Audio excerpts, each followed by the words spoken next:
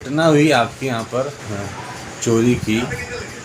एक शातिर व्यक्ति है जिसने साजिश रच के चोरी का मामला किया है, जो कि अन्य लोगों के लिए भी बहुत बड़ा सबक है। तो किस तरह की घटना हुई है, बताएं भाई साहब। यह घटना पिछले वर्ष 23 अगस्त की घटना है। मेरी दुकान पर एक व्यक्ति आया और अपने आप को इटावा का दीनू बताया उसने। उस वक्त मेरी दुकान पे मेरा बेटा बैठा था और उसने कहा कि मेरी रकम 20,000 रुपये में 1 किलो चांदी रखी हुई है, तो मेरे पास अभी रुपये नहीं हो रहे हैं, 20,000 रुपये जमा करा के ले जानी थी। तो इन सब बातों से मेरा बेटा अनभिज्ञ था, वो अभी नया नया दुकान पे बैठा, तो उसका इतना नॉलेज नहीं था कि इटावा का है और कोई व्यक्ति। बाकी उसने अपनी पहचान वगैरह जो जिस हिसाब से बताई, तो उससे वो भरोसे में आ गया और उसने कहा कि मेरे से पैसे नहीं हो रहे, तो एक रकम आप ऐसा करो वापस ले लो और बाकी की एक रकम मेरे को दे दो और बाकी जो मेरे पैसे बचे वो दे दो। तो उसमें उसके 20,000 रुपये बच रहे थे, तो बेटे ने उसको दे दिए और एक 502 ग्राम का कंदोरा था चांदी का, वो उसको दे दिया। अब वो घटना के बाद वो तो चला गया, मगर उसके 15 दिन बाद जो वास्तविक दीनू था वो जब आया तो इस पूरी घटना का खुलासा हुआ। वो आया और उसने कहा कि ये लो 20,000 रुपये और मेरी रकम मेरे को दे दो।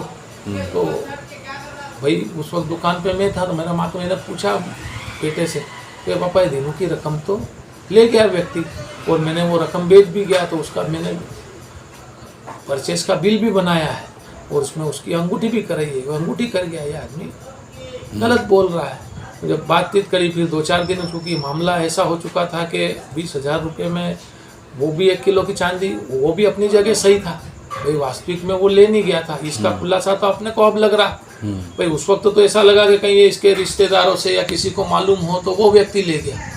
और जब इस पूरे घटनाक्रम में खुलासे में हुआ तो मालूम पड़ा कि जो व्यक्ति दीनू बन के 23 अगस्त के दिन हमारी दुकान पे आया था वो बाजना का रहने वाला शांति लाल था। और वो भी इस तरह से पकड़ा गया कि यहाँ जब वो उसका अंगूठी लगाई थी और उस वक्त मेरे बेटे चिन्मय ने उसका फ़ोटो खींच लिया था, वो फ़ोटो हमने सराफा के व्हाट्सएप ग्रुप में डाल दिया था कि ये व्यक्ति संदिग्ध है, ये दुकान पे आए तो ध्यान रखो। तो हमारी जो साहूकारी एसोसिएशन है उसके सचिव मयूर भाई ने भी इस मामले को गंभीरता से लिया और उन्होंने अपने कर्मचारियों को ये फ़ोटो सबके मोबाइल में था। तो संयोग से 23 तारीख के दिन ये व्यक्ति चाय पीता वो जुवार मंजी की चाय की दुकान पे दिखा। तो वहाँ मयूर भाई को उनके कर्मचारियों ने फ़ोन लगाया कि सेठ ये व्यक्ति यहाँ पे दिख रहा है, जो फोटो में दिख रहा है ये। तो उन्होंने कहा कि इसको बिठा के दुकान पे लिया। तो अब जब वो दुकान पे लाने लगे तो वो भागने लगा घबरा के। वो जब भागा वहाँ से तो फिर उसको पकड़ लिया, आगे जाके चर्च गली में उसको पकड़ा, फिर उसको पकड़ के उनकी दुकान पे लाया। तो फिर भी वो तो कुछ कबूल नहीं रहा, भाई मैं तो यहाँ का रहने वाला नहीं, मैं तो राणापुर जाना, जैसा चोर आनाकानी करता है। तो संदिग्ध लगने से फिर हमने टीआई साहब को फ़ोन करा, पुलिस ने पूरी हमारी मदद करी और फिर उसको हम थाने पे ले गए वहाँ पे। और उसके बाद ले गए और वहाँ पे उसको सुपुर्द किया। फिर उसकी जांच पड़ताल निकली और सारी चीज़ें करने के बाद ये पता लगा, फिर उसको पुलिस ने अपने हिसाब से भी पूछा पूरी तहकीकात में, तो उसने ये घटनाएं कबूल ली।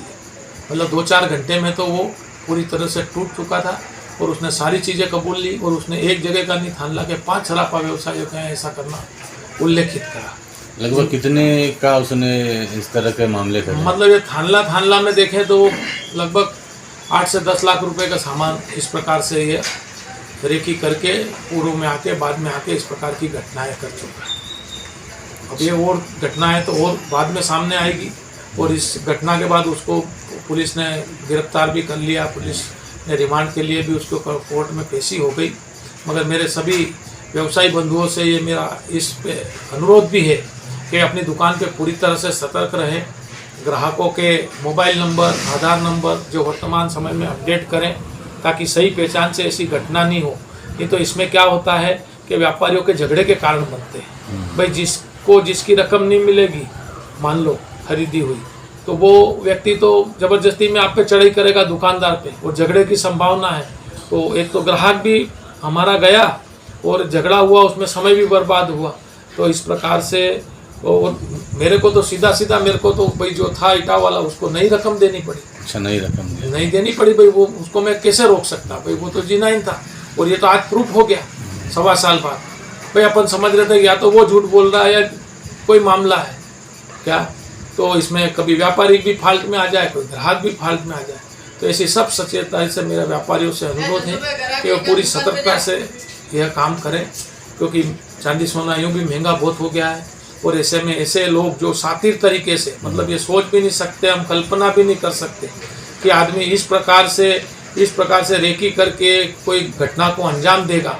पर ये देखने में आया है, और ये हमारे कोई ज़्यादा दूर का नहीं है, 50-60 किलोमीटर दूर का ही व्यक्ति है। और वो निश्चित वो व्यापारियों को नामजद पहचानता है, मतलब दुकानों को। यह उसकी एक शातिरता का एक और मतलब वो कहें कि वो बिल्कुल पूरी तरह से तैयार था। और ऐसी घटनाएं कई जगह अंजाम हो, उससे बचने के लिए व्यापारियों से अनुरोध है वे सतर्क रहें।